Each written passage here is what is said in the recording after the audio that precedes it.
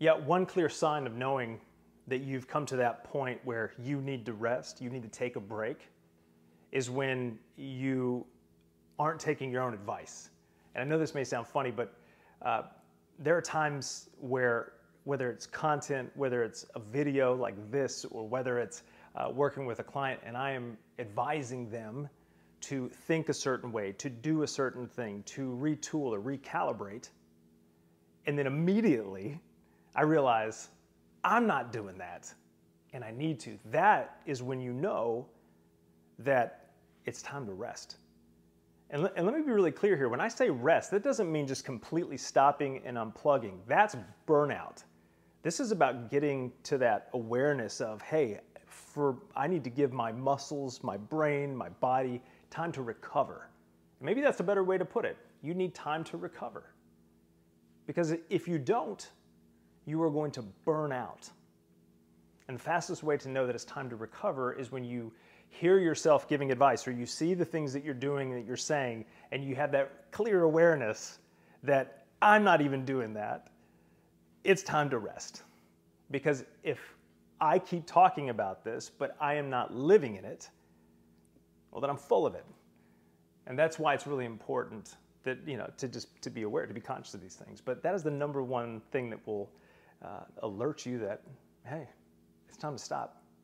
And if you're somebody who's serious about growth, you're going to be more conscious and aware of that. You're going to know when that happens. We all know when it happens, but it's just we have to be honest with ourselves.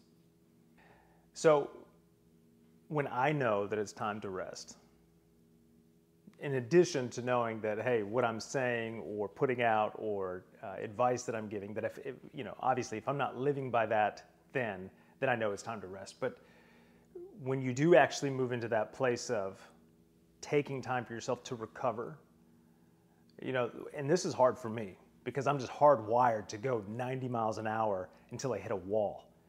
I mean, I've always been that way, and that's probably why I've never been able to work for anybody else my entire professional career, because I just go and go and go. Nobody's ever needed to motivate me to work. And that's a great thing, but it's also a bad thing at times too, because I can easily get caught in that trap where I overtrain, if you will. I overdo it. And so for me, when it's time to rest, to avoid complete and total burnout, when I'm already aware that I need to rest, I need to take a break, what I have to do is I have to force myself to do things for me. It's easy for me to make an excuse as to why I'm not going to go for a ride this afternoon, because I've got X, Y, and Z that needs to be done.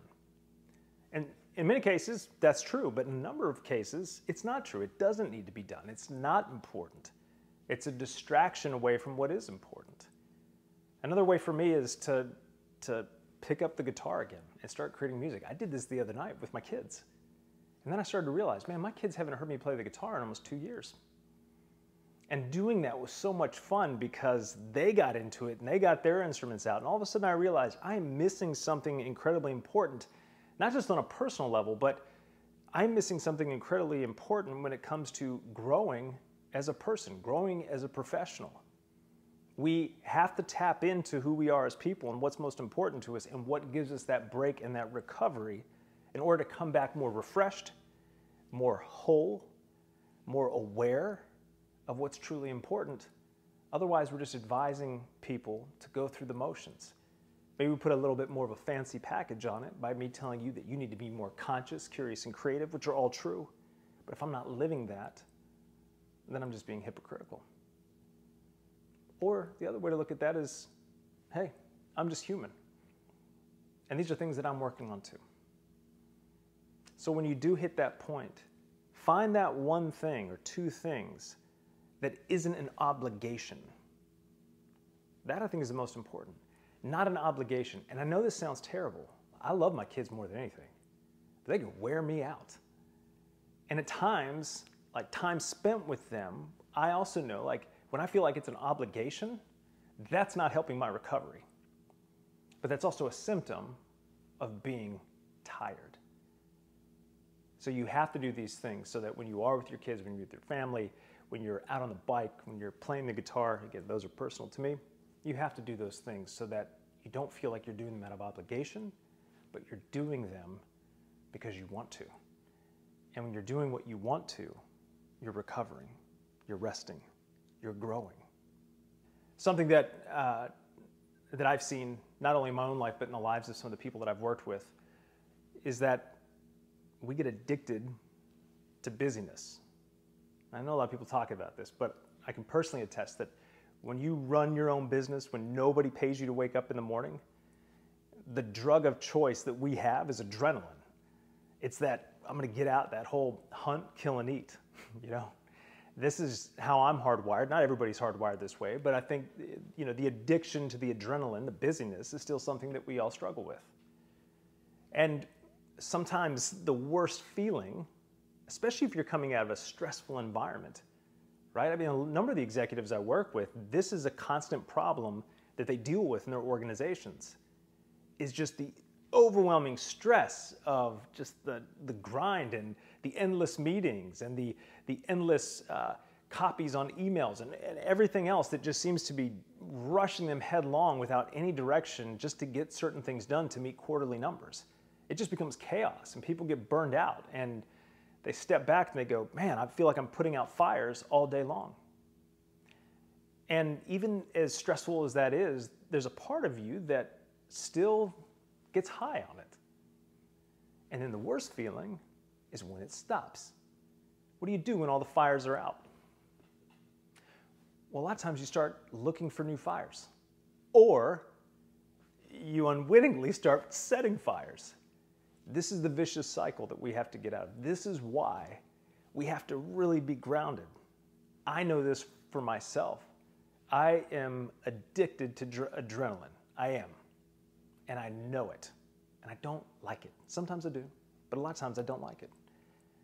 And so when you're thinking about recovery, when you're thinking about growth, when you're thinking about what that next phase of life is, and if you're thinking about that and you find yourself in a place where you're almost withdrawing from the adrenaline or the stress that you've been so used to, rather than looking for more stress or more drama or more fires to set, that's the time for you to step back and say, you know what? I need to get out of my environment. I need to go for a walk. I need to go for a ride. I need to go do something for me that forces me to think about something other than my work or the stressful environment that I hate, but I'm still looking for because I'm addicted to it. That's breaking the cycle. But in order to break that cycle, you have to fully recognize that it's okay to walk away from it. That the stress and the busyness and the drama and the chaos and the anxiety, that's not normal. We've normalized it. We have a whole industry around it, but it's not normal. And this is what it really means to be aware. This is what it means to be conscious. This is what it means to be mindful of where you are and when you are. The goal in life is not just to make it to our deathbed. I mean, if it is, then what are we doing? But if your goal in life is to make a bigger impact, to leave a legacy that's worth leaving, that your kids and grandkids will be proud of, well, then you have to take time to step away from the things that are sucking your life away from you, that are just, adrenaline wears on the heart. You have to take time to rest, but you also have to be able to say, it's okay for me to walk away. Because if you are somebody who is in motion, that stress is going to return. Those fires are going to pop up again. And the best thing for you and the best place to be for you is to be fully energized, to be re-energized, to be ready to go, and to have a completely different perspective on how to approach it. Rest gives you perspective. Rest gives you clarity. Rest gives you the ability to enjoy where you are and to celebrate where it is that you've been. I know that's where I am right now. The hardest thing for me is to celebrate where we are. I love the journey. Once we hit the destination, for me, it's just like, cool, we did that. And the next day, sometimes in the same day, I'm like, all right, time to move on to that next journey. So for me, I have to stop. I have to stop, know where I'm at, and appreciate where I've come from. And realize that there's still a long journey out ahead of me. And if I'm serious about serious about that vision of the future, if I'm serious about making a bigger impact in the lives of the people that I serve, well, then I need to rest up. If not for me, at least for them.